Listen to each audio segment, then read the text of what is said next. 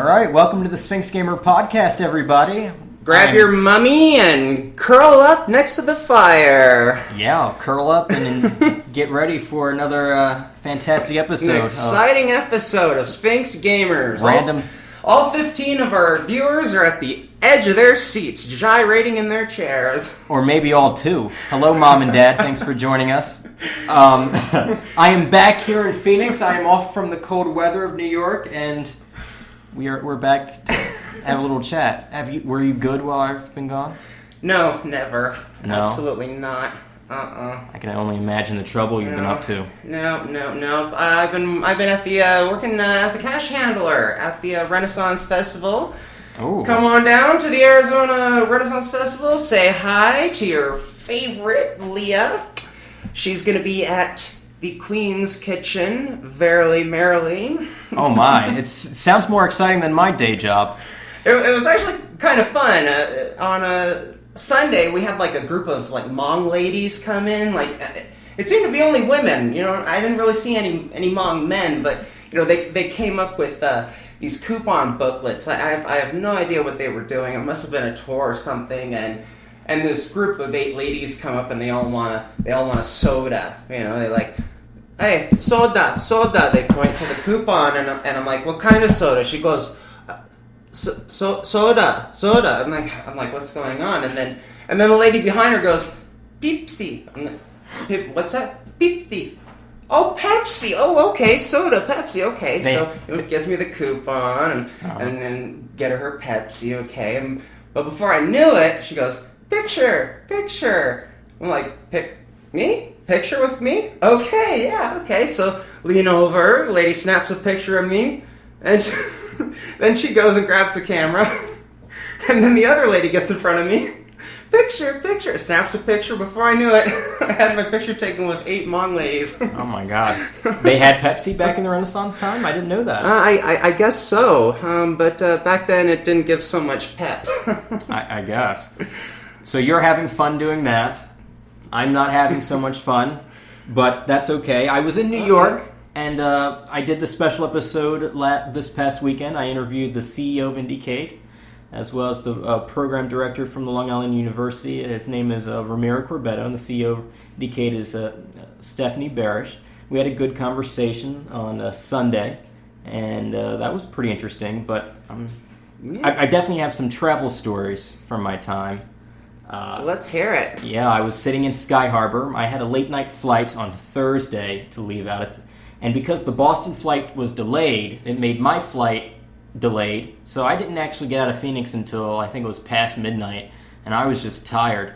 So I was waiting in the gate, and across the chair from me was like some teenage girl, and she was talking on this smartphone.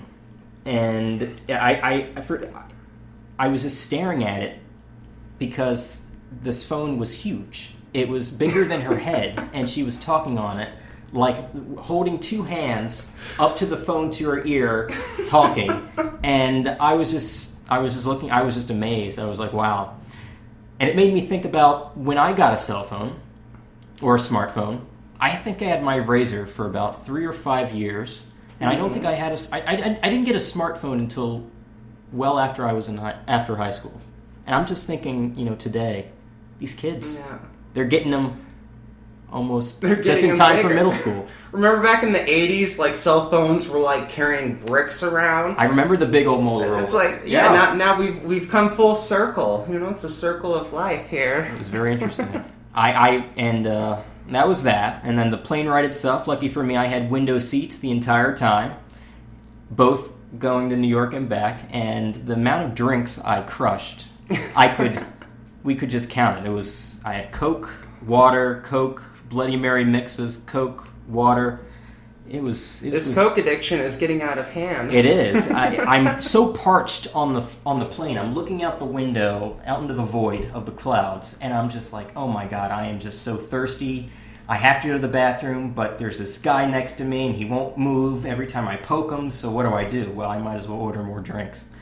And that's just, it was just snowballed from there.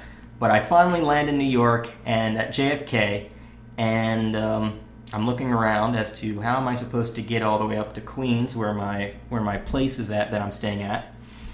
And I didn't see a vending machine around for the Metro cards, and I have no cash money on me, so I said, well, I guess I'm not doing the subway or anything like that, so I might as well enjoy taking a taxi cab ride. So I hail a cab, and we get up to Queens. It's rush hour in New York City. It's like 8 or 7 a.m., and by the time I arrive at where I need to be for lodging, it's a $50 taxi cab fare, and I'm like, well, oh my God. Good thing they take credit cards. Right? This was my first time actually in New York by myself doing this whole thing, so it was a pretty interesting adventure. But I decided to book with Airbnb this time. This was, again, another first time for me. So this was your first time in New York? No, I've been in New York a few times before. I was in New York a few years ago for the 9/11 memorial, which, by the way, I drove past it over the weekend. They have opened up that entire zone now. A couple years ago, they used to have it all gate up, and they had it. You had to pay to enter the reflecting pool area where World Trade was, and I think it was $10 or $13. I can't remember exactly, but now you can walk right off the street and go to the reflection pool in the One World Trade Plaza area, which is pretty interesting. So they upgraded that part, but I was afraid I was going to get murdered for my Airbnb host because this is my first time doing Airbnb, not staying in a regular hotel. So I was like, well, we'll see how this goes. I'm paying $55 a night instead of $200 because there's no way I'm going to do $200 a night. But I had a great time. The host was very nice. I saw him once when I checked in on Friday, and I never saw him again. And the place was very nice and warm, and I did everything I needed to do, get the website set up. So this was the airline's hotel, or Airbnb? This was Airbnb. Oh, no. Airbnb is, like that, what is it? Like random people can kind of upload or kind of like rent out their rooms online. It's kind of like a Craigslist for lodging and stuff like that. So that's why I was so worried about maybe getting murdered because it's like Craigslist. It's like you don't know the people. You don't really know what kind of place you're getting except from what you see on the pictures. So, it proved out to be very nice, but a lot of people use Airbnb because it's cheaper. It's kind of like, it's very like short-term housing kind of stays, just in, regular apartments and homes and stuff like that. So that worked out pretty well. Went out, had some fun in Manhattan on Saturday night, of course. I was so worried that I was going to be in New York and not do any kind of, not experience New York with the bars and the restaurants and whatnot, but I got around to doing that, which is pretty cool. Met up with a few friends. But I'm sure you want to hear about IndieCade, though. You don't want to hear about my crazy escapades. I'm kind of digging the escapades. Yeah, it's pretty interesting thinking back on it. But IndieCade itself was a 3-day event, started up on Friday, went through Sunday. They had a whole bunch of stuff there. They had a lot more there than I came in expecting. Even though I got the program manual in advance, I didn't have a time to go to all the talks I wanted to go to. There were so many talks and workshops that I found interesting, but I got so distracted by the opportunity to play games and to watch other people play games and the interviews that I had with a few developers and stuff like that. PlayStation was there with their indie stuff. I had a pretty good time playing their games. What was one? Jamestown. That was an interesting game. It was like it's a top-down shooter. Reminds me of Crush, Kill, and Destroy. Reminds me of those older Smash schools TV Sega games of the top-down scrolling shooters. I can't think the name off the top of my head. Like 1942, Gradius. Or Gradius. 1942. Yeah. But it has a very dystopian kind of desaturated kind of look to it. It takes place in like this twisted kind of world of the 17th century of the Jamestown story, fighting of dealing with like what the colonists had to deal with when they first settled in Jamestown, Virginia, and whatnot. Because I was reading some of the text on screen while I was playing the game, and it's like it talks about a plague, and then you're fighting monsters on screen. It's very weird. It's a very twisted kind of thing. But I played through one of the levels that was on the floor there, and that was pretty interesting. Seem to forget that part in the history books. I seem to have forgotten that part in the history book as well. I was like, I don't remember monsters and giant mushrooms and things flying off screen when I was reading this in high school. But it was interesting nonetheless. Well, they say only the winners write history. So. I guess. Another interesting game was Star Wall. This was a pretty interesting game. I was cracking up actually playing this game. One of the volunteers that runs the show, he came over and we started playing together. And it's this game where you're playing as these like dolphin characters with like a giant spear coming out of their face, out of their nose, and the goal is to pierce the other one's heart. So it's on PS4, so you're using the joysticks and you're going super fast across the screen, and you can just hit the guy and then you bounce off, and you're just trying to hit their heart, which is on their underbelly there. And I was just cracking up. I find it funny that it kind of slows down when your needle gets close to the other guy's heart. It's like boom, and then boom, and you crack the heart, and a little shake on screen, and it was a really fun game. It's so simple, but I really enjoyed it. Well, that's the key to a successful game, is keep it simple. Don't overcomplicate. And colors as well. You got to have those colors for me. It was pretty cool. Oh, yeah. Nintendo was there as well. I didn't even know coming in that Nintendo apparently has an indie self-publishing program. Really? So this is what they were kind of promoting there. Wii U and their 3DS games coming from indie developers who are choosing to publish on Nintendo platforms. And I spoke with one of the guys there. I'm like, I did not know that you guys had an indie program, because they didn't market it as huge as Microsoft and Sony has been over the past year or so. But guess what? They've been running it since 2013. Apparently, you just go on their website, you click on the developer program, and you can submit your game to Nintendo, and they can get it published on the store. Wow. So it's apparently that simple and easy, but it's very interesting. I had a chance to play a couple games and that too. And Facebook was there as well for their social media games and stuff.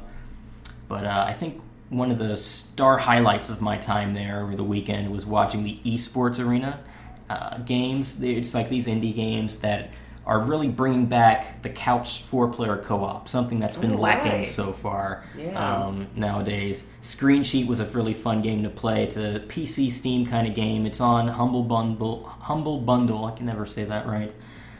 It's a game where 4 players are on screen. It's a first-person shooter. You have these really basic weapons, but you can't change weapons unless you die. Great music. I got a kick out of it. It's very bit-sounding like. Simple map design, but it's very interesting. I got a kick out of it watching. I had a chance to play it as well. I think they were actually Twitch streaming the entire esports thing through IndieCade's Twitch channel or something like that, because I noticed that they had the Twitch site on the laptop while they were playing. But that was pretty cool. Extreme Exorcism was another game that was featured on the Extreme Exorcism. And I actually had a chance to talk with the guys who made this game, and I had a chance to play it with them. Really fun game. It's a PS4 and Xbox One and PC release kind of game that's going to be out later this year. It's about like an exorcist where you have to like vanquish other things or whatnot. It's the majority of what I played of the game was multiplayer focused. So 4 people are going to be on screen, and in the beginning there's just 4 players, 4 characters on screen. When somebody dies, that kind of what the other person's actions, what they did is recorded, and for the next round it comes back as a ghost. So everything you did alive, this ghost is doing, and this ghost can hurt you and everybody else, depending on which multiplayer mode, of course. Sometimes, your ghost will be on your side, and in other modes it might be a free-for-all where all ghosts are hostiles toward everyone. So if you're shooting these guns and these bullets are going all across the screen and whatnot, alive, and you die, when your ghost is on screen and he's doing the exact same thing, he can actually hurt everybody else. So it can become quite chaotic when you've got multiple people, multiple ghosts on screen, just stuff So going. it's like if you took the game Snake and made it a first-person shooter. Well, this isn't even a first-person shooter. It's a just like a basic, this camera doesn't zoom in or anything. It's just a zoomed-out little thing with a stage where your character is just running around, just shooting things, stuff like that. So it was very interesting. It sounds like a lot of fun. Yeah, the videos on YouTube, as well as the gameplay demo from the esports little section. They had a couple interesting speakers. Some of them I remember, some of them I probably don't, because I was talking to other people there. I had a chance to meet with a whole lot of people. Great networking opportunities there to meet with other indie devs and other bloggers and stuff like that, other journalists. They had the VR little workshop there. The guys from Leap Motion in San Francisco, they had an exhibit there on IndieCade. They were showing off a bunch of their games, or games that were kind of being developed by external developers, but that they were kind of like in contact with. I'm not really quite sure. I can't remember exactly what it was. Planetarium, the game that I had the chance to play, this is an Oculus Rift game. This was internally developed by Leap Motion. The other games that were there either won like a game jam tournament, or were like in external development that Leap Motion kind of helped them out with the development and whatnot. So it was really cool to use Oculus for the first time. What was it like? Was it like really being there? Like, I mean, I'm sure it's not going to be like complete immersion, but did it surpass the Virtual Boy? Definitely. I think it surpassed the Virtual Boy. I'm just thinking from my experience with Morpheus back in Vegas a couple months ago to Oculus. What is the difference? I think Morpheus is more of a helmet kind of based thing, where and Oculus is more of goggles. So, when you have the headset on, in addition to wearing the Oculus Rift goggles, I think that these developers, they're getting to the point where they're eventually going to hit that. They're going to break through that wall, and you're going to be completely immersed. Right now, it's kind of like some games don't have a controller, and you're just using your arms to kind of play the game or direct what you want to do. And these are kind of like tech demos right now, like when a new console comes out and they have like these tech demo games that are like these mini games and whatnot to show off the power of what the console can do. These games were like like Planetarium, where you move your arm and a menu appears on screen, and it can feel real. It can feel real because of the weight of it's just how your brain kind of tricks you of the menu on your arm. It has weight. You can hear the beeps and the boops, and you can feel the button presses, even though it's not real. It just feels real because of that kind of immersion aspect that you get with your eyes and the ability to look around, and it's very cool. It's very cool. But it's not quite there yet, Is it like something that you actually put on your arm, or you like see the menu on your arm through the Oculus? Maybe I didn't explain that right. These things are just headsets, just goggles. Right. But what you see through them is an alternate reality, or just a virtual reality. So if you look on your arm through the goggles, you can see a menu there. It's not, of course, there in real life. So like you move your hand like in front of the Oculus, and the Oculus actually like registers where your hand is and interacts with the menu that way. Well, yeah, that's cool. I've never looked through the Oculus, so yeah. I wouldn't know. So I can imagine how hard it would be to actually explain what's going on without actually experiencing it for oneself. Oh yeah, yes. It definitely is interesting to explain it and to kind of talk about it. It's just what these developers are doing with Oculus, how they're registering the arm and the motion sensing and calculating all these different kinds of things. Like these developers have to face a certain challenge of what happens when you look down. You can't actually see the table or the floor when you look down. You have to see something in this game world that they're making. And in Planetarium, when you look down, you saw the Earth. When you looked up, you saw the sky. So this game, Planetarium, was about you could see constellations, and you could, with your right hand, you could reach out and you could move where you were on Earth. So from any point on Earth, you could see and look up the constellations from that point on Earth in real life. Oh, wow. So it was pretty interesting. It was still kind of, they're still trying to work out the kinks of the motion sensing of your arm. It was kind of, doing its thing, but it's still pretty cool. Another game through the Looking Glass. This thing was an external developed game through another studio. I think this game won like some Game Jam award or something like that, or became number one. I'm not too sure. But this game was pretty interesting. With one arm, you could change the colors on screen. I was watching this game. I didn't have a chance to play it, unfortunately, because when I was around, the line was out the door. So I was just taking pictures, looking at it real quick, and then I went around to watch somebody play Super Columbine.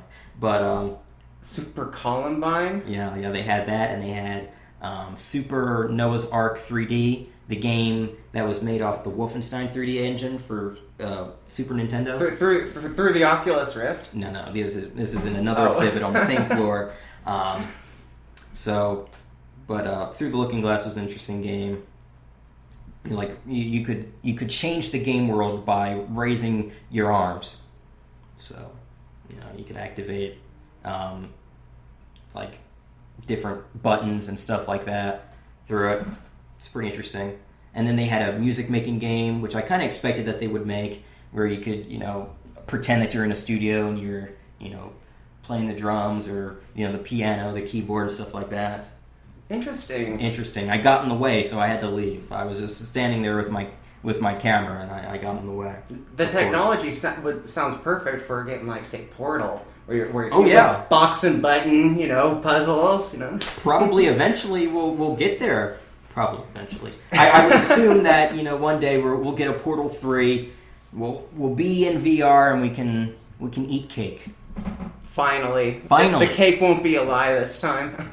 I would hope not. Virtual cake. Press A to frost the cake. Mm-hmm. But yeah, they had a bunch of stuff there.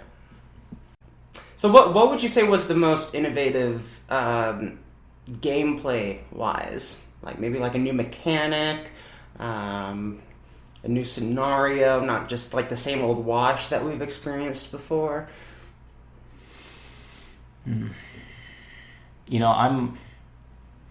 I think for me it's about the idea or the concept of something that is different, something that hasn't been so ran into the ground that we're seeing in games that are coming out nowadays.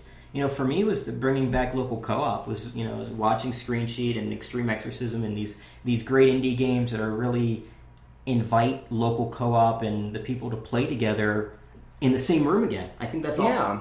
I think that is really cool. But definitely the VR stuff was pretty cool as well. But traditional game-wise, I think these guys, they're creating their vision of what they like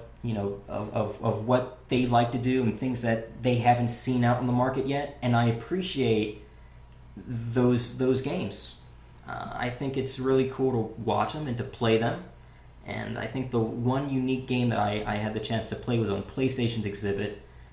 It was Earth something, I forget the name of it, but it was a game where your character would move automatically, and it was about jumping over enemies and collecting stuff. I played it for a few minutes. What I got out of it was that you were on a dragon, and the dragon was moving, and you were moving, and you could jump, and you could double jump, and you could perform these acrobatics in the air to kind of get through these levels. And I found that to be pretty interesting. In its art design, and just the way that the game kind of played.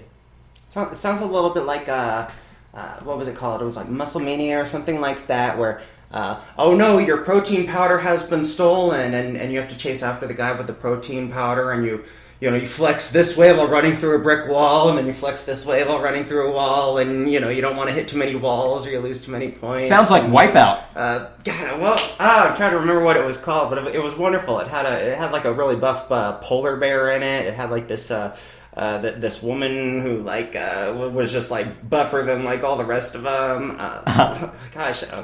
It's gonna kill me. It's on the tip of my tongue. Was it the woman from one of those war posters from back in the day, maybe? Oh, maybe, yes we can, except yes, a little more beefcake, though. Yeah. But yeah, it was pretty cool. interesting to talk to people as well. So I had a good time. It's good that there's all these developer tools coming out now, because there's a lot of gamers who play a lot of games, but they're not going to just put everything on hold to go to college to learn how to code, learn how to program, learn how to get the graphics straight, pick which game engine. When they make it much more accessible, then people who have ideas, the ones who sit there going, I can do better. I have a better idea than that. Yeah. Or those who wouldn't never even dream of getting the opportunity finally have a chance to share their opportunity with the world. The accessibility through, now you can get up there and you can start making games. You can even do crowdfunding through Kickstarter and whatnot if you need cash or if you're trying to get a team together. Now, if you have an idea, it's now. I'm not going to say it's easy. It's still going to be a lot of work for the programming and getting the design and everything like that. But now it's a whole lot accessible now to kind of do that, and that's awesome. And IndieCade's a kind of a spot where you can get out there and you can learn from people who are doing the exact same thing you are, not backed by AAA publishing places, and to get an idea of how to develop your game and market your game as well. Because there's a whole lot of bloggers out there. Not just myself, who are out there, looking for stories or looking to play new games and kind of, get the word out there for these guys. So it's pretty interesting. That's great. It reminds me of Newgrounds. Yeah. People would learn Macromedia Flash, and I took a Macromedia Flash course. Yeah. It was fairly simple to learn.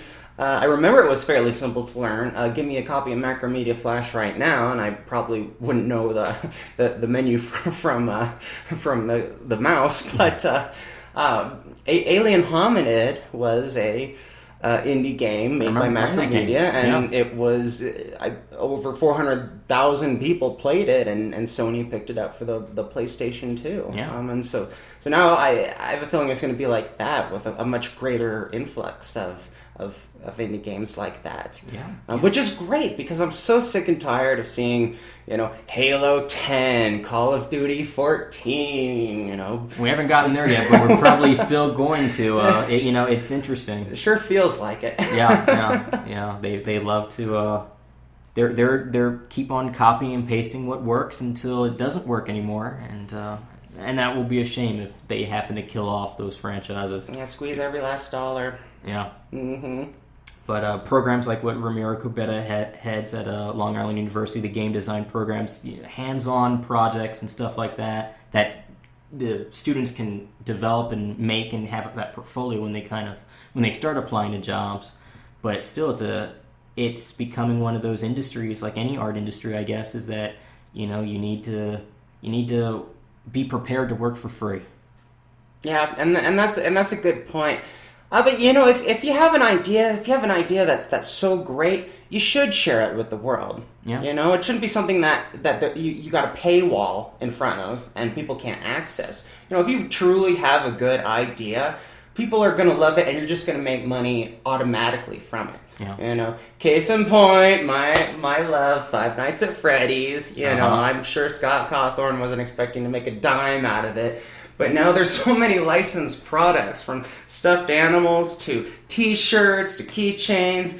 You can now even get a Five Nights at Freddy's token button, like Chuck E. Cheese's. Okay. So this is really exciting. We're not going to be so dependent on millionaires and billionaires telling us what we get to play. We're going to independently get to choose what we want to fund and what we want to see in the market, so that we don't keep rehashing old material, so that old ideas that should have been brought back do get back. And heck, maybe people will pick up sequels that absolutely deserve them. Yeah. Maybe we'll see a version of Mega Man Legends 3 come out that they deem as canon. We can wrap up the story. Or maybe we'll finally get a proper sequel to, say, Rise Star, or maybe we'll have Half-Life 3. Only a matter of time, I'm sure. And I want them to bring back more platformers. I want to be frustrated again. I remember the early 2000s. I was very frustrated back then. That's right. I guess there's the Angry Video Game Nerd has his own platformer that's really successful. I personally have never played it. I've seen it. I've seen other people play it, and it looks like a lot of fun. It has some new game mechanics in there, not normally introduced. Yeah. And you just wouldn't see that. You wouldn't have someone like Sony say, "Oh well, let's give this little dinky guy on YouTube or Cinemassacre his own video game." No, there's the ability for sort of it's poetic, where people can put into words what they're thinking without actually having to say it. Yeah. Mm-hmm. Mm. It's like when you taste a chef's meal, or you taste a good wine. You experience what the chef felt when you taste it. Yeah. The whole ratatouille.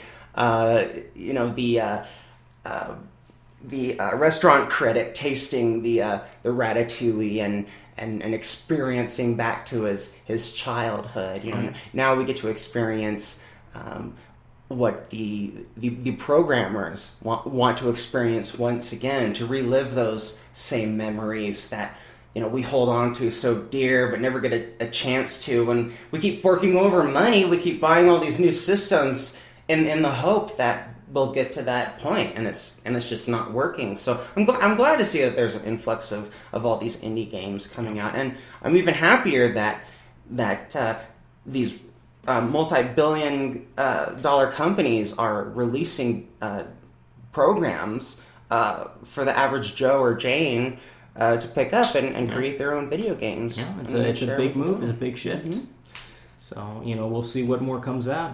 Everyone deserves to have that glory feeling when they get their game or their product out there for people to enjoy. And it's not, and it's never just one person working on a game. It's just, when you release a game and you get that feedback from the audience and you release a patch, that's the involvement of everyone in that community that helped, shape that game. Yeah. It's the only medium where that kind of thing happens, and that's so exciting. Constantly evolving. But, we'll see.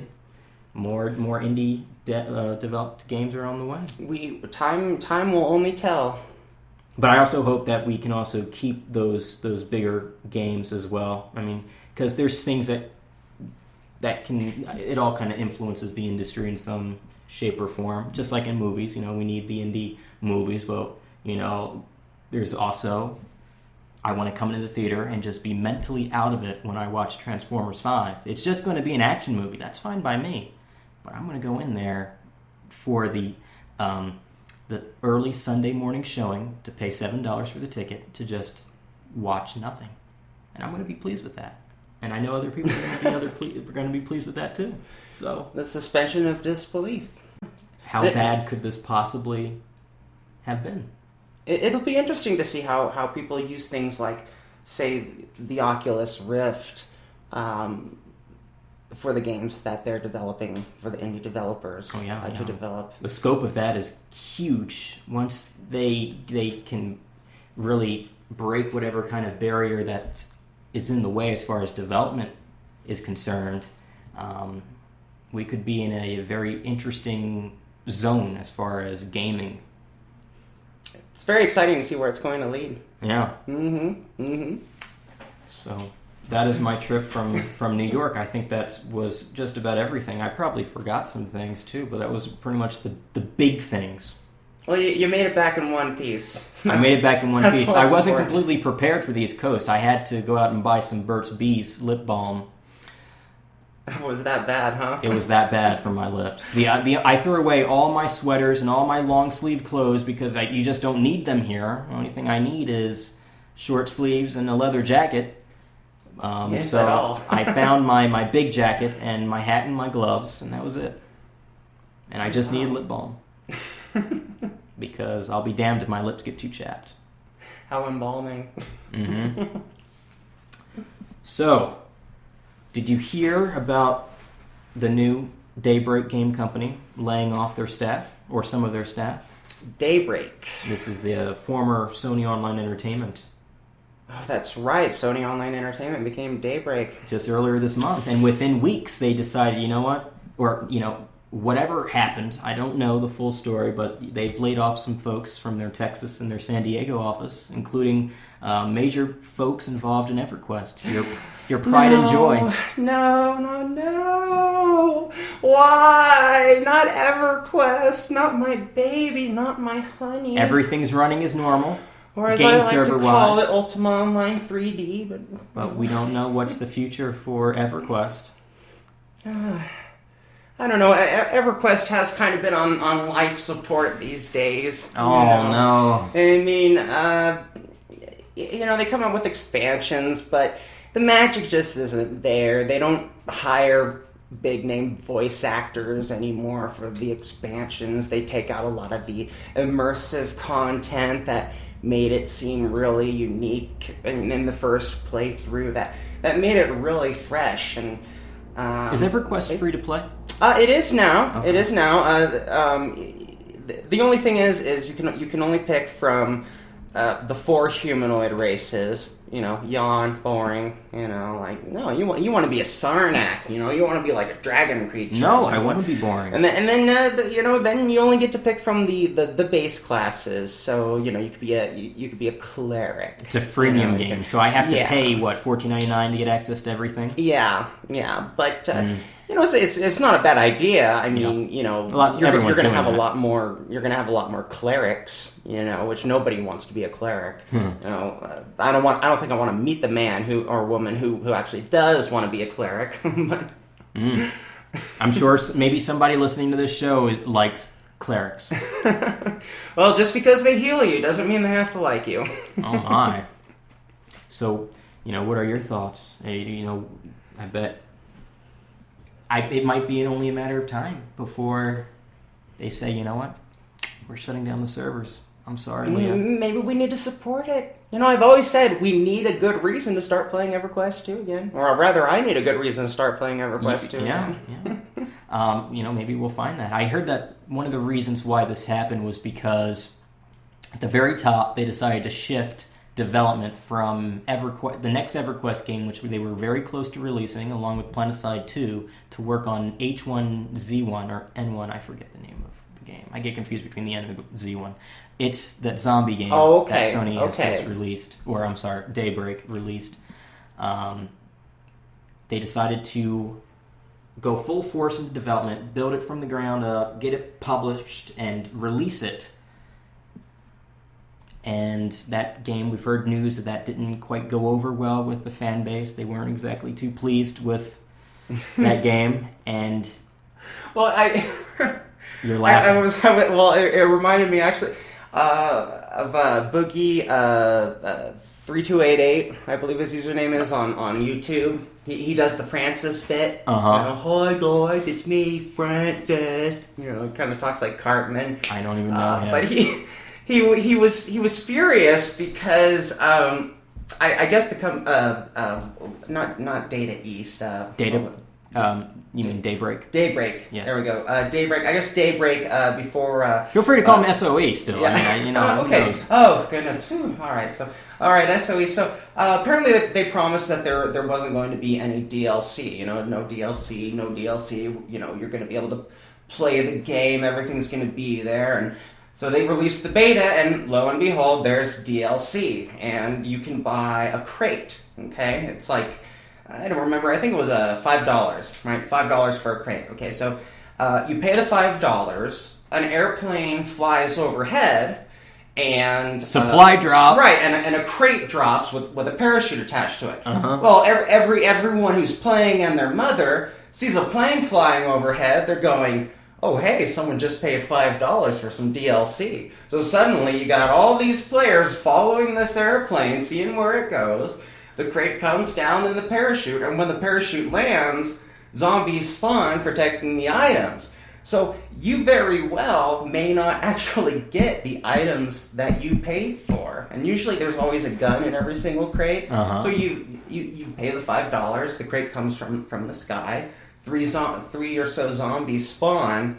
If you're not strong enough to kill them, well, you don't get the item. Someone else is going to come by. They're going to loot the crate. It's like giving a middle finger up Right, exactly. That's crazy. It kind of reminds me of the old days in Ultima Online when a house was about to decay. It was like, hey guys, in danger of collapsing, and suddenly you hear the trotting of horses of 1,000 people running up because they want that rare painting or that statue head, so that they can have their pixel art, their little pixel trophy. Right. So that was just one reason what many people threw their arms up in anger over, huh? Well, you know when we're really going to be in trouble is when they release EverQuest 2 Episode 1. Yeah. Have they not done that? No. This must be an inside joke. Okay. Everyone wants Half-Life 3. I mean, right. Come on, who doesn't want Half-Life 3, right? Yeah, Yeah. Okay, well, they release Half-Life 2 Episode 1. Oh, okay, it's not really Half-Life 3, but, okay. So it's more Then they release Half-Life 2 Episode 2, and it's like, okay, come on, where's Half-Life 3? You have to wait 10 years. Yeah, there we go. Yeah. It's Half-Life Forever. Half-Life Forever. That would actually be a good name, maybe. It immortalizes Gordon Freeman. There we go. There we go.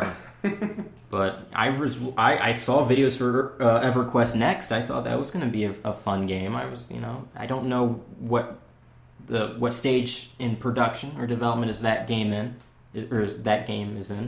but there's an EverQuest Next. Yeah, that's the next EverQuest game. I don't know where you've been. Well, apparently I've been on Jupiter underneath a rock with my fingers in my ears. I had no idea. Yeah. Maybe I'll get lucky, and then they're firing people because they have a completely different vision for EverQuest. It looks different. I mean, which was fine for EverQuest 1. I mean, they had a completely different vision for it. EverQuest 2 comes out, and it was a success. It was wonderful. Loved it. And maybe if that's the direction that it's going to be taken. You're so optimistic. That's so nice. like to be. I mean, they did some spin-off games based on EverQuest. There was a Baldur's Gate style EverQuest game on the PlayStation. I think there was an Xbox port as well, and those were actually really fun. It had a lot of areas from EverQuest 1 in it. So it felt like you were reliving the EverQuest experience in a brand new light. Let me ask you a question. For these big name voice actors that they had in EverQuest, was one of them Patrick Stewart? No. I love Patrick Stewart. I wouldn't be surprised. Off the top of my head, I know that Tom Kenny did a lot of voices. Okay. The voice of SpongeBob, Invader Zim. I wouldn't be surprised if Jean-Luc Picard was in it. Woo! I'm sure he is. I'm sure. Actually, speaking of voice actors, she has a list, folks. I know. Well, there's a voice actor who is quickly becoming a diamond in the rough to me. Troy Baker. No, his name is Nolan North. His name is who Troy Baker voice? Joel from The Last of Us, Booker DeWitt in BioShock Infinite, and many others. He did the Talion, the main character from Lord of the Rings. Okay. Yeah. Who do you have? I found a man named his name is Nick Jameson. Okay? I never heard of him. Yeah, I never had either. But apparently, everyone knows him. Just nobody knows him. If that makes any sense. Like we've all heard his voice. Yes, we've heard his voice. He was the voice of the police officers from Batman: Arkham Origins. Okay. He did a lot of voices for Final Fantasy XII as well as Final Fantasy XIII, and this is interesting. He was most of the background voices in Frozen. So I mean, I heard you're a really big Frozen fan, so I thought that you'd appreciate that. Or no, wait, no, that wasn't you. That somebody else. I was a 12-year-old girl. The rumors of me liking Frozen have been grossly. Oh boy, they're lies. Well, I'm gonna exaggerated. Bury that rumor. But I dug a little deeper, and it turns out that he's actually been some big name voices. Okay, we know the holy trinity of LucasArts games. We've got Indiana Jones and the Fate of Atlantis, Sam and Max Hit the Road, and Day of the Tentacle. Well, okay, Nick What about Jameson. Monkey Island? Monkey Island. Well, I'm actually going to get to that. I got an It's on interesting the fact list. about Monkey Island that you're really going to like. But Nick Jameson was the voice of Kerner, the German scientist from Indiana Jones and the Fate of Atlantis. Is it bad if I can't remember? He- I don't live in the 90s like you. I forget. Well, that's right, because I'm totally rad and tubular. And I came here on my skateboard, you know. Mm-hmm. But so he was the voice of Klaus Kerner. If you remember, Dr. Uberman, Dr. Jones. Forget that. Sounds like a Dr. good Bond Jones. villain. Did you? Yeah, actually, he did a very good Bond villain style. He was the voice of Dr. Red Edison from Day of the Tentacle. If you remember the really short scientist who was constantly rubbing his hands together, and he had the light reflector on his forehead. Oh, yes. Okay, so he was the voice of that. And in Sam and Max Hit the Road, he was the voice of everybody's favorite Lagomorph. That's right, Max the Bunny. Crickets. Max the Bunny. Well, actually, he's a Lagomorph. Look it up. Another inside joke. He doesn't play Max today, does he? He I don't know if he did in the cartoon show. Okay. But he did in the new games, which I haven't played. Yeah. I think those actually weren't done by LucasArts. No, Which I think it was done by Telltale Games. Yeah, I've played a couple of the episodes, but I was just wondering. Okay. Yeah, Telltale Games. They also did Sonic 3D Blast. If you remember, and nobody remembers Sonic 3D Blast. Was it a 90s game? Technically, it was late 90s. Okay. Believe it or not, most people got their experience through getting a kid's meal at Jack in the Box, and I wish I could make this up. At one point, from 1999, from the year 2000, you could actually get Sonic the Hedgehog games on PC CD-ROM at Jack in the Box in a kid's meal. I got a Carmen Santiago game in my Fruit Loops box. Yeah, but I mean, PC. Chex Quest. I mean, that was almost as good as Doom. It was great. Not bad for a prize in a cereal box. Wow, where was I? There was no Jack in the Box from where I was. But as voices, you said Monkey Island. Yeah. Remember, it was a few episodes ago, I was talking about The Dig, how Robert Patrick, the T-1000, voiced Boston Lowe. Yep. Okay, the main character from The Dig. But another person who was in Terminator 2 was a major voice character in a LucasArts game, which just happened to be the Monkey Island series. I feel like I should know this, but I can't. I don't know right now. And I'll give you a hint. He was, besides Arnold, he was the only actor who was in all 3 Terminator movies. Okay. The psychiatrist. Oh, really? In Terminator 1, he's not interrogating, but he's analyzing Sarah Connor at the police station. Yep. Okay, and then in Terminator 2, he was like the administrator at the mental ward. And then in Terminator 3, he made a brief cameo appearance at the graveyard when the Terminator was carrying the giant metal coffin. Right. Okay. His name is Earl Bowen, and he is the voice of LeChuck, the main antagonist from the Monkey Island series. And I had no idea. So this psychiatrist, and he's really done very little in terms of voice acting. Yeah. But he makes the perfect LeChuck. He did such a great job.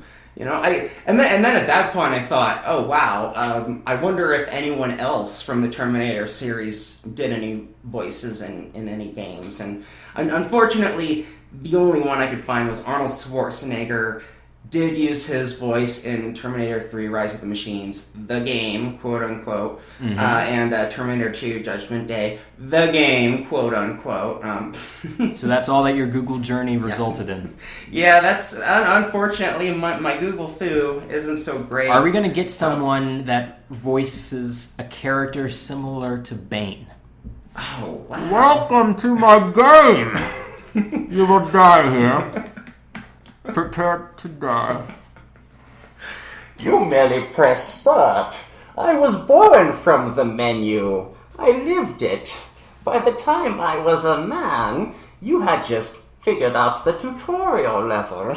The start button rises. Press A to jump. We need a Bane voice in game. Yeah, hey, why not the actual voice of Bane? Why not? He did such a good job. Put him in the new Batman. Just throw him in there. Yeah, why not? Welcome, Bruce Wayne. I've been waiting for you. Yep. Maybe there's something for the Oculus Rift. That would be something. Yeah, I get to play as Bane. There you go. Relive that fight scene. Yeah. Look down to break Batman's spine, But, so after digging into the voice acting, I started to actually pick up some other interesting facts that What do you got? that I didn't know about. And I thought that I would go ahead and share what a little segment that I would like to call obscure video game facts. Maybe we should make it a weekly thing for you. You put us in the time machine. We go back to the 90s, and it's just going to be there we go. Games. There we go. We'll pull a Ninja Turtles, a Michelangelo, order us a nice marshmallow and jelly bean with grape jelly pizza, and have ourselves a grand old time. If you like this, well, I promise we'll make it a regular segment because I love obscure video game facts as much as the next person. I'm sure there are many of them. So I'm just going to read off some interesting facts that I'm sure a lot of fanboys are going to sit there screaming at their computer monitor, going, "No, that's not right," or "I already knew that." I hope they go on the forums and typing caps for me. Yes, please turn on caps lock and troll us at Sphinx Gamer. I would truly appreciate it. Yes. So I was talking about Indiana Jones and the Fate of Atlantis earlier, and I never realized this. Now in Indiana Jones 4, the one that we would all like to forget about, is the first mention of the name of the college that Dr. Jones works at, Barnett College. But did you know that it was actually Indiana Jones and the Fate of Atlantis where Barnett College, the name, actually was first mentioned? Yeah. So it was used in Indiana Jones and the Fate of Atlantis, which was then used in Indiana Jones 4, which I thought was kind of neat. It was the first time that a movie actually took canon from a game, yeah. And brought it there, and we're not talking like, the Super Mario Brothers movie. Okay, let's call this guy a Goomba. Let's call this guy Mario and this guy Luigi. No, this is legit canon. It's Barnett College, and it came from Indiana Jones and the Fate of Atlantis. Wow. Yeah. Do you want to hear a quick digression, real quick? They were No, I heard, I think it was maybe last week or the week before, about the new Indiana Jones movie, or they plan on rebooting it, or they're making a new movie, and they were talking about who they want as a new lead actor, because apparently, I guess they don't want Harrison Ford, or Harrison Ford can't do it, or that they're looking for someone who is younger to play a younger Indiana Jones. I heard it was darn shame too. Yes, yeah. I would be very disappointed if we had an Indiana Jones movie with no Harrison Ford. Yeah, apparently the costume that Harrison Ford wore in Indiana Jones 4 was the original costume. He spent like 3 hours a day in the gym, and he actually managed to fit into his Indiana Jones That needs to go in the Museum of Arts and Sciences. Yeah. Lock it up for many generations to come and look at. But they had the rumors for their list. It was Chris Pine and his name is right on the tip of my tongue. The guy from the lead from Guardians of the Galaxy and Parks and Rec. Dang it! It just left my brain. Chris Pratt. Yes, Chris Pratt. Chris Pratt. They're saying that he most likely would be the new Oh, actor. okay. I feel that's actually warranted. And you know what? I do too because I like him. Yeah, that wouldn't be bad. He's one of those new actors that's really up and coming. You know, they didn't use like big name actors to sort of advocate in the movie for them, like sort of like how they did with Bruce Willis's son in the new Die Hard movie. It was like, okay, here's Bruce Willis and here's this guy nobody's gonna like, but Bruce Willis is gonna make you like him. And I feel they did the same thing in Indiana Jones. They did the same thing for Will Smith and his son in the Beyond Earth, or After Earth, or whatever the name of that movie was. It was terrible. I like Chris Pratt.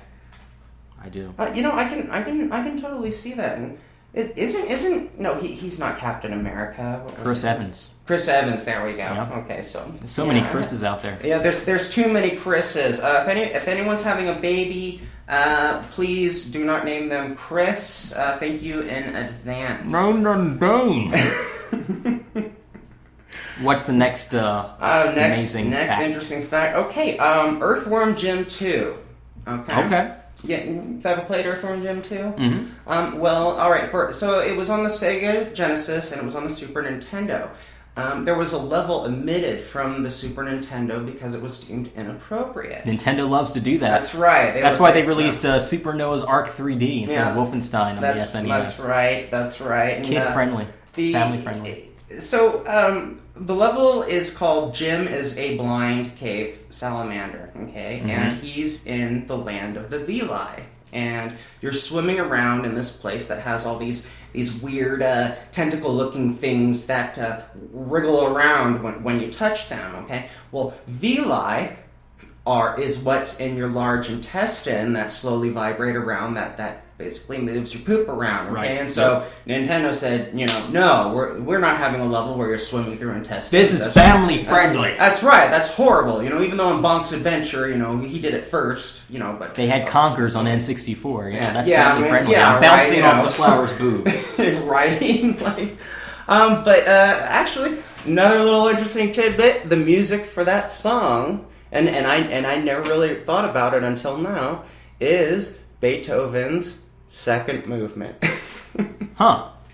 And we all know what a second movement is, so it's very appropriate for swimming around in the intestines. Interesting. I wonder who was the music guy for that one. I know Tommy Tallarico, he did the first Earthworm Jim. I don't know if he was involved in the second one or not. Even though there's a special place in my heart for Earthworm Jim 2, it seemed more like mini games and gimmicks, which was fine by me. Yeah.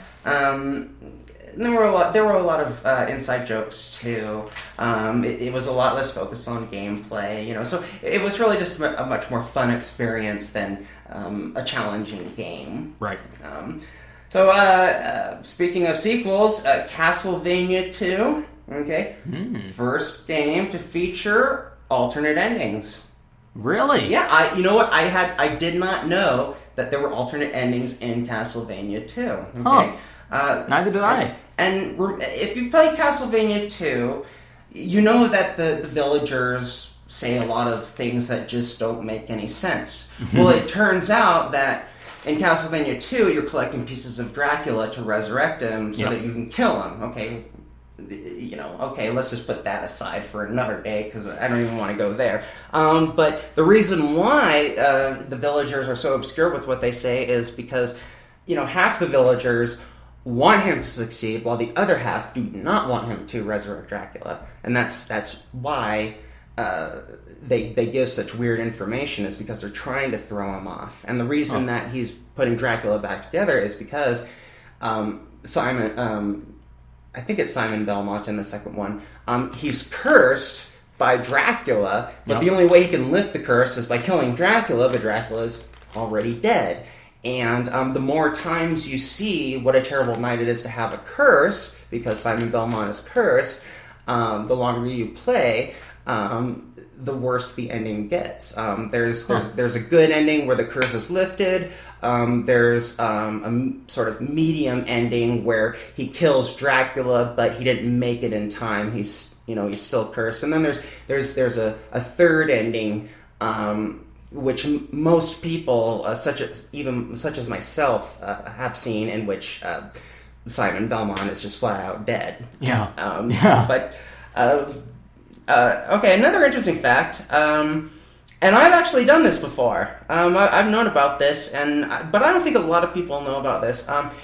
Mega Man. It is possible to kill Wily once and for all for good. Okay. At the very end of Mega Man 4, you fight the very last Wily boss. Okay. You kill him, and he gets in his little UFO, okay? The UFO opens, he raises his eyebrows like he always does, like, I'm gonna get away anyway, prepare for the sequel, right? Okay. But if you blow up his I don't know what it's called, if you blow up his main ship, when his UFO appears, the split second before you drop to the ground, if you switch to Frogman or Toadman's rain dance weapon, if you have at least one shot left, fire it into the air. You'll land. You won't be able to move because it's trying to activate the cutscene, but the attack goes off, kills Wily, and you're stuck in limbo. The game doesn't end, and it's quiet. You're on the screen you were at, and Mega Man can jump around and stuff, but that's it. It's a soft lock. You have to reset the game if you want to see the ending, but really, you could call that a true ending if you want. It's the end of the game anyway. Fuck you, Wily. Let's see.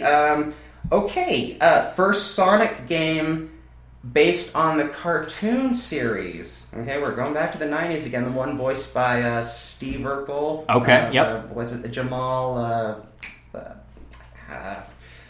I can't think of his name. It's not terribly important, but everyone knows Steve Urkel. Did I do that? Got any cheese? It was Dr. Robotnik's Mean Bean Machine for the Sega Genesis. I didn't even play that.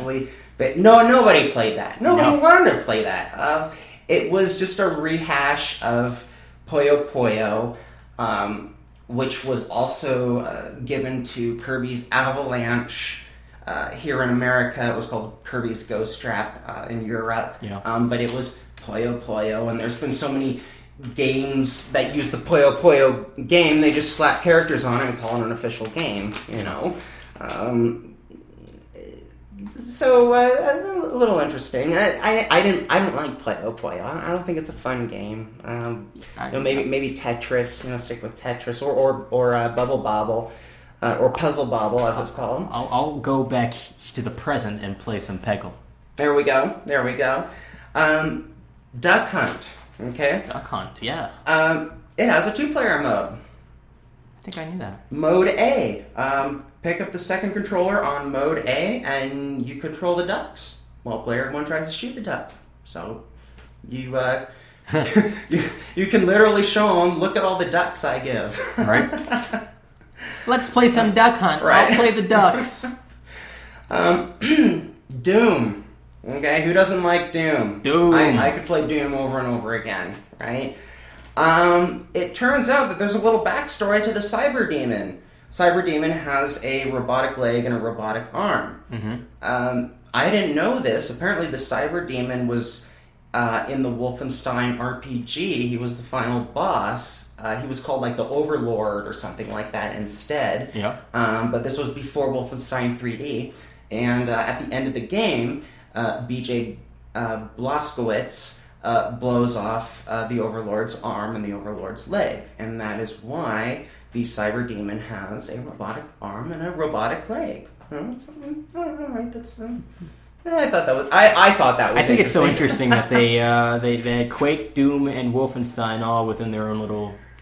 Yeah, it's like a non-canonical universe that fits together anyway. That'd be pretty cool if Bethesda decided to do that. I know that whenever they're planning on releasing Doom sometime. Apparently, the Doom RPG for the Nokia or something like that. Yeah. One of the Marines was named something Blazkowicz. Which was B.J. Blazkowicz's son. So hey, the universes converged. So let's see here. Okay. I found. Oh, and so we all know the Don't Ask, Don't Tell about poison from the Fatal Fury series. Okay. There was whole controversy over it wasn't right to hit a woman, so they made poison transgender or a cross-dresser. I'm not quite sure. One of the two. Yeah, I think they officially stated she's a post-op transsexual now, so that's canonical. She was censored into a guy into the Nintendo versions, the Super Nintendo versions, of course, because Nintendo doesn't want you to hit a girl. But there was actually a transgender video game character way before Poison, way before anyone knew about Poison. And I know just about everyone listening, and even you, Robert, probably have played this game. Mario Brothers 2. Birdo is transgender. Who would know that? Well, apparently, okay, and you can Google this. But it has a bow on top. Well, here's where it came from. In the manual for Super Mario Brothers 2, it states Birdo. Well, they actually mixed it up. They named her Ostro. They mixed the two names up, but she is indeed Birdo. And it states that he thinks he is a girl, and he shoots eggs from his mouth, and he would prefer to be called Birdetta. So my mouth is just like so. That's silly. Who would read the manual? I know, right? I actually had a chance to look through the manual at Fallout Games. Love you to death, guys. But they had 2 cake boxes full of manuals that they hadn't sorted out through yet, and I was lucky enough to get to sort through them, and lo and behold, there was a Mario Brothers 2 manual in there, and I opened it up, and sure enough, it's true. It really does say that in the manual, and I had no idea. Okay. So now I'd like to get a little bit in time paradoxes. And the reason I'm branching off into time paradoxes is because while I was looking up facts, one of my favorite games of all time, probably almost everyone's favorite game of all time, would be Zelda 64. And there's a hot debate going on about a time paradox in Zelda 64 about the Song of Storms. Okay. And I'm going to throw this out right now, okay, before any of you fanboys jump the gun. The windmill was not thrashed when you were a child until you thrashed it, okay? But let's continue, okay? You learn the Song of Storms from the guy in the windmill who cranks the music box as an adult, which you then go back in time as a child, go inside the windmill, play the Song of Storms, the windmill goes crazy and pumps all the water out of the well. And as a result, the music box man gets infuriated. And so who or what or where did the Song of Storms originally come from? Who created the Song of Storms? Who taught the Song of Storms?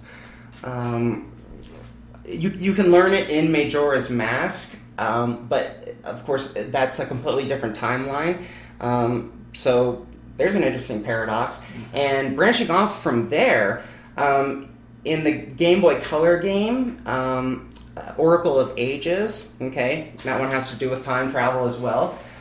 In the future, or rather the present, you could say, you give a rock brisket to the Goron Guard not Gerudo Valley, but wherever the Gorons live.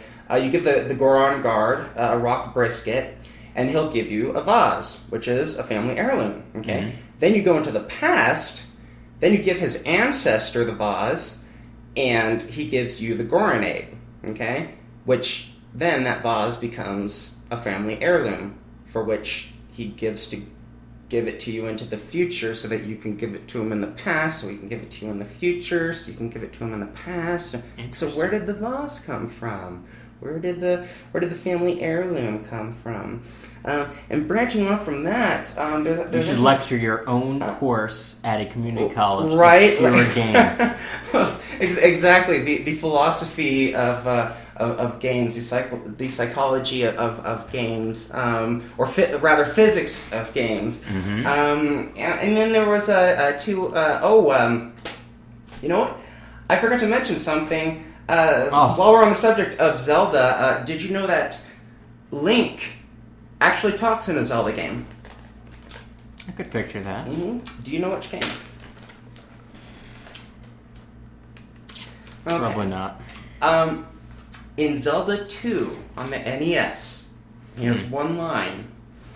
He says, "I found a mirror under the table." Yeah. Balls of steel. That's right. The silent hero finally says something, and he says, "I found a mirror under the table." Should have been balls of steel. Right. balls of steel.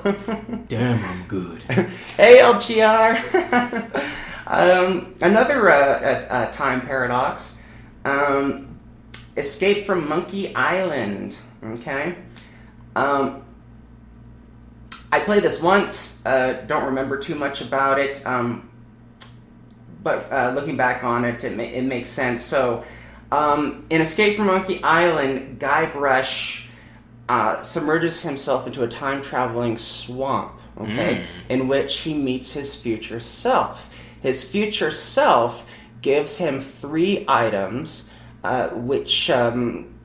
You basically have to line up with the past so that you don't cause this rift in time and destroy the whole universe as we know it. And you can't have that.